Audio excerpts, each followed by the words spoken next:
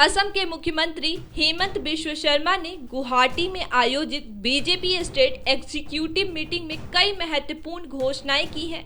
उन्होंने लव जिहाद के खिलाफ सख्त कानून लाने की बात कही है और अन्य कई अहम फैसलों की घोषणा की है। इस वीडियो में हम इन सभी घोषणाओं और उनके प्रभाव पर चर्चा करेंगे। लव जिहाद पर कानून। शर्मा ने कहा कि असम सरकार जल्द ही लव जिहाद के खिलाफ सख्त कानून लेकर आएगी।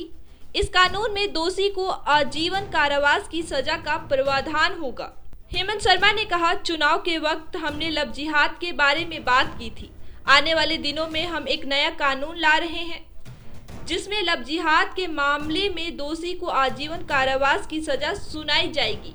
उन्होंने यह भी बताया कि गुजरात, हिमाचल प्रदेश, झारखंड, मध्य प्रदेश, उत्तराखंड और उत्तर प्रदेश जैसे राज्यों में पहले से ही ऐसे कानून बनाए गए हैं। भूमि बिक्री पर नया कानून। शर्मा जी ने कहा कि राज्य में मुसलमानों को जमीन की बिक्री रोकने के लिए विभिन्न उपाय किए जाएंगे। राज्य में हिंदू और मुसलमानों के बीच भूमि लेन देन के लिए मुख्यमंत्री की सहमति आवश्यक बनाई जाएगी। उन्होंने कहा, इससे पहले inter religion land transfer system था। हिंदू की जमीन मुस्लिम खरीदता था और मुस्लिम की जमीन हिंदू खरीदते थे।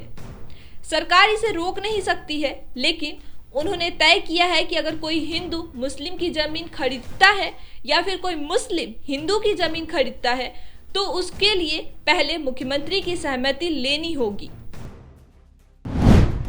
ग्वालपारा में विशेष कानून। शर्मा जी ने कहा कि असम के ग्वालपारा क्षेत्र में जमीन की बिक्री को लेकर कुछ विशेष समुदाय पर रोक लगाई जाएगी।